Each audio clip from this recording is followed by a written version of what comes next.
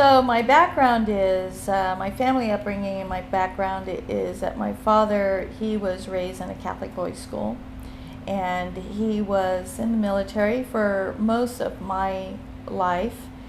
He was in the World War II, the Korean War, and the Vietnam War. And he taught us by rules. That was his way of teaching, even though I wasn't around him very much. I was mostly raised by my mother. My mother, she comes from a long line of samurai, a samurai clan called the Endo clan in Sendai. And that's where her background is, and her religion is Buddhism. So I respected them both. They held honorable positions in my eyes, and I just loved my mom. My mom and I were like, two peas in a pod. She didn't speak very well. She didn't speak English very well, and so it's mostly sign language. But so she taught by example. So that was her way of communicating. So I watched a lot, and it was pretty quiet around the house. And at 5 years old, my first thought of God, and mind you, we traveled a lot, we were in the military, so my first thought of God was, I don't remember exactly where I was because we traveled so much, so it was, as long as I was with my mom or my dad, I was fine, mostly my mom, but I opened up the back door, a screen door, and I looked up in the sky, and it was the Northern Lights. I didn't realize it was the Northern Lights at the time, but wherever I was, that's where I was, and I saw it, and my first thought was, who made the sky like this? And my thinking started going. And I was very young, though. I remember, I think I was like maybe first grade or something like that, maybe just getting into first grade. I don't know, how that was back then, but I also got introduced to, in school, there were the days when we said the Pledge of Allegiance to the flag in our classes, mostly country classes out in the sticks somewhere, and we also had prayers. So I knew when we had our prayers and we said the Pledge of Allegiance, this was a common thing with all the local schools, and so I started to get familiar with God. And I wanted to talk to God, but I didn't know how to talk to God. So the first book I checked out in the library was, I asked my teacher, can I check out a book on prayer?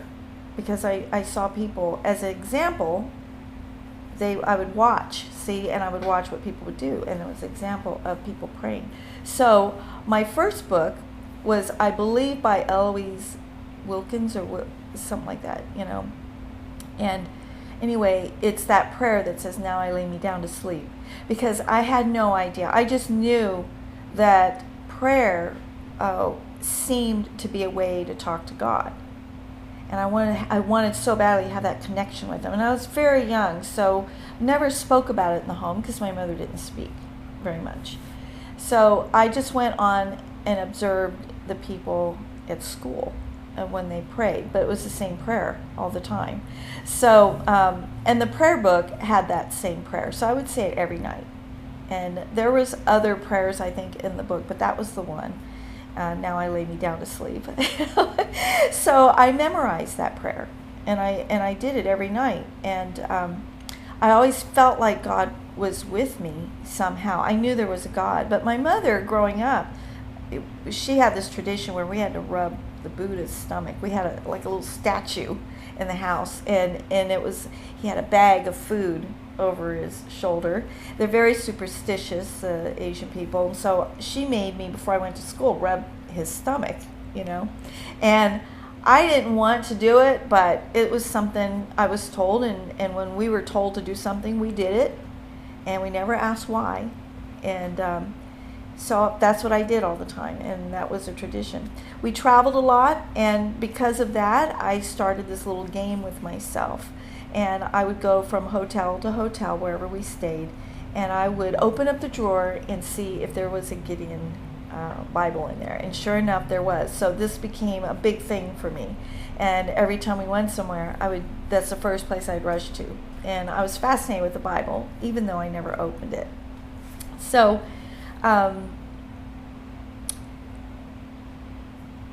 when I went to school, my mother, as we moved around in different, various places, my mother made some friends. They would invite her to church. So I remember going to church, and I remember observing the people in church. And it felt like it was non-denominational for what I know now and what I remember. Felt like it was non-denominational. I must have been in the Bible Belt area, because everybody knew everything without even looking at their Bibles. They just knew the verses. It was pretty impressive.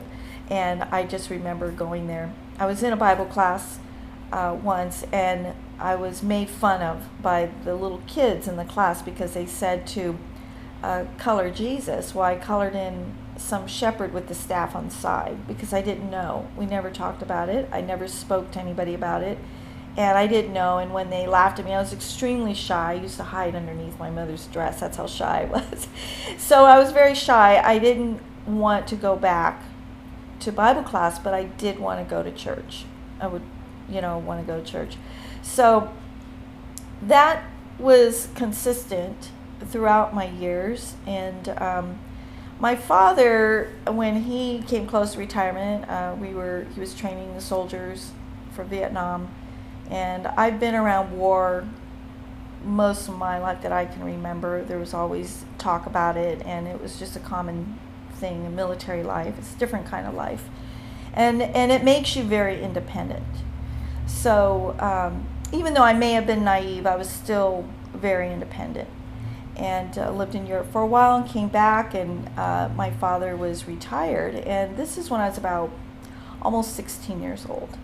So I really started searching God. I did pick up the Bible and thought, I'll just read the first chapter and the last chapter. Thinking, okay, I'll just read the first and last and get the essence of the whole thing. And I don't know what made me never pick up and read it. I just, our family didn't read. My mother didn't, speak English, so we weren't encouraged to read. So it just wasn't something I was accustomed to. But I was fascinated with the Bible. And so I did read the first and last, and I was in shock. Like, how could we have a God like this? But it didn't make sense, because then I would watch the examples around us of Christians. I was exposed to other Christians. And then a counselor at school invited me over to his house for dinner one night. And they knew I had some struggles at home. My father was very strict and still in his mind in the military. So they were I didn't know this, but they were kind of keeping an eye on me. And so he invited me over to dinner, and there was his son praying. He had 2 children, and one of them was his son, and 2 daughters. They were sitting at the table. We held hands, and he said a prayer, and he thanked me for being at the table. So that right there started a deeper search for me. Even though I always felt like God was with me, I was still saying that repetitious prayer, but maybe changed a few words when I got older. So I was very impressed. In fact, when he was saying a prayer, I didn't really close my eyes. I was curious. I've never been at a table where we had said a prayer. It's my very first time. And I looked up, and I was looking at their faces, and I noticed that their faces were very sincere. And the little boy was very sincere with his prayer, and he meant every word of it. At least it felt like that to me, and it appeared to be so. And he was very grateful for me being there. And that really impressed me. He was younger, a lot younger than I was. And I was thinking, they seemed to be very happy people and very secure with their life. And I wanted that. So, because we moved around so much, I wanted stability of some sort. And then after that, I really started searching. So I introduced it to my brother. We started talking about, making crosses out of wood. So he's making crosses. I've encouraged him to make crosses, and there was Calvary Chapel, I think, was right around the corner, and you can hear them singing and praising God and everything. And I used to hear it from my bedroom window, so that was really curious. My father was very strict, so I couldn't leave the house past a certain time, but I would listen, and I was encouraged by it. So I started to really search. And then one day I wore one of those necklaces around my neck. My brother made it. I was very proud of him, and he was all excited. He just made like a dozen of them, and he was handing them out to friends.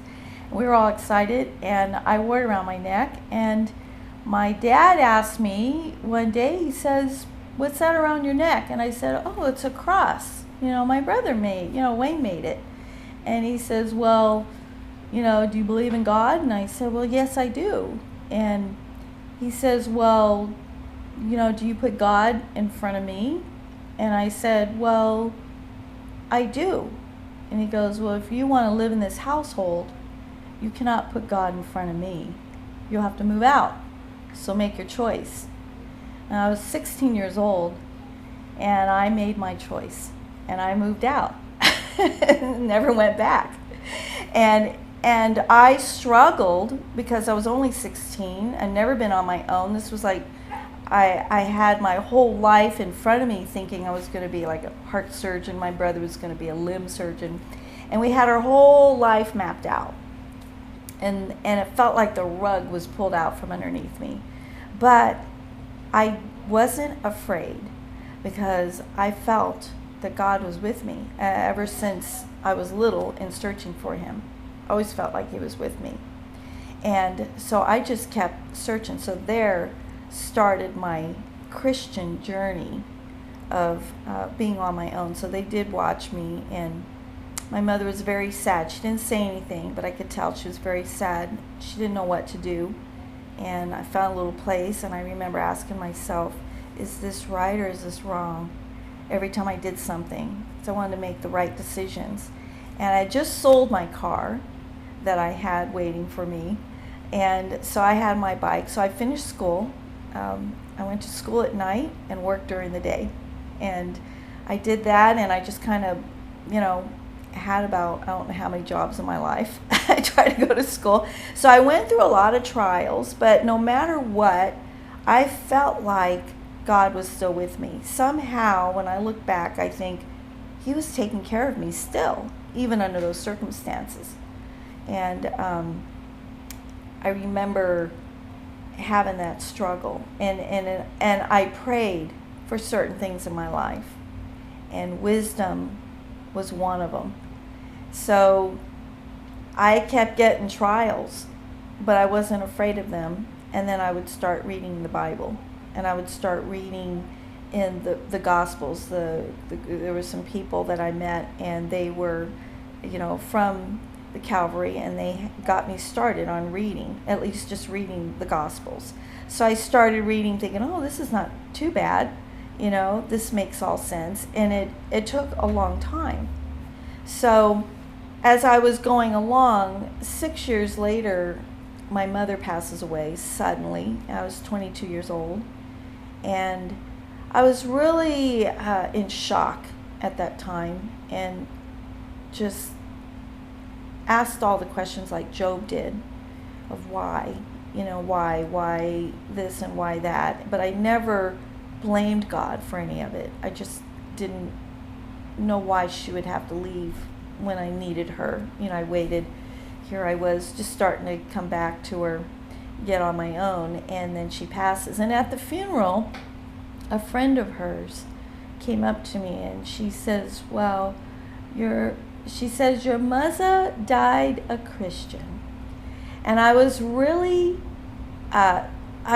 taken back, because like I said, she never spoke much, but she died a Christian. And I was really happy about that, because see, she understood example, and I must have had a strong enough example for her to even have her seek it out, even though she never told me. And I would find this out later. So I was very happy with that. Went through more trials because I prayed for wisdom. And I learned about prayer. even more so, because you got to be careful what you pray for.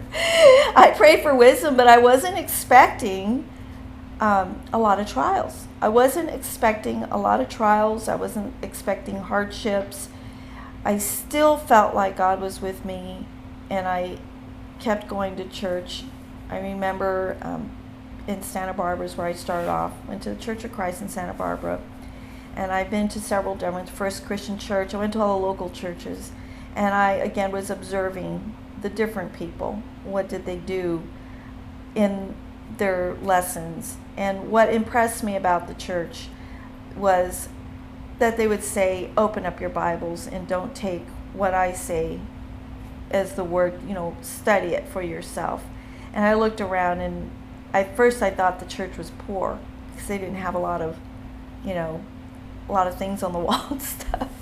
But no. So that's where I started that journey and went through more trials, and I learned to trust. There is a verse called Proverbs 3:5-6, and it says, trust the Lord with all your heart and not lean on your own understanding. And it's so true. I think if you're asking for wisdom, sometimes what we think in our mind of what we're asking is not how we're going to get it, because the Lord is so thorough. I'm very impressed with the way He's so thorough that I can't even conceive how He really does the most thorough job I've ever seen anybody do anything. And He sees the beginning and He sees the end. And I've been in trials where I would sit there and think, how long? How long is this going to go on? And then there have been trials where I would think, this doesn't make sense. Why is it happening? It seems so unfair, unjust. And in the end, it all makes sense. There's a reason for everything. So now I do count it all joy, because I know that when I'm finished with these trials, and if I can stay on that road and not turn or sway from God, then He is going to take care of me. I don't need to worry about anything, and that these things will pass, and He wants me to lean on Him. And those are the times when I find that I'm leaning on Him even harder, is when I find myself at the very bottom of the pit. But I'm grateful always to have a Christian family. I look at the Canyon Church, and I look around and I think, we are sitting on a wealth of gems. We have the older women, we have the older men, we have good elders, we have a great preacher, we have his family out here, we have all the love, which a lot of churches are lacking. Love. They have everything else, but they don't have love. And it's just a wonderful church to be part of, and I'm just grateful. So I just continue on, and I try to pass this on to my children as they go through their trials, is to not lose heart, because you will learn something new. And God is thorough, and He doesn't miss a thing, and He is watching. So even if you feel wronged, you need to still be that good Christian person, so that you can look in the mirror every day and like what you see. There's another one that helped me too as I was going through trials, is not to take the songs for granted. I would sing "Be With Me, Lord." I would use every tool that I could use to help me through trials. And I would sing "Be With Me, Lord." I'd open up. I have a songbook, that we use at church, and I'll pull out some songs, or I'll even just read the verses like poems, and I'll lean on Job. My trials are not nearly as severe as Job's was, but the way it happens, it feels like it's happening to you, and you can just relate even a fraction. You can relate to it. And I just am happy that even if I'm going through trials, that I'm a Christian, and this is something that you can't buy. It's got to come from the heart. And I've also learned that when you study, it's so important to study, because before these trials were happening, when you study the Word, you are feeding your brain and you're trying to memorize certain verses. Your life may be going smooth and maybe things are going great and you don't feel like you have many challenges. But should those hard times hit, your focus is now on to the trial and you can't see past your nose. But what you will have is everything that you've studied and everything that you've learned in the Bible is now at your feet for you to lean on. Yeah.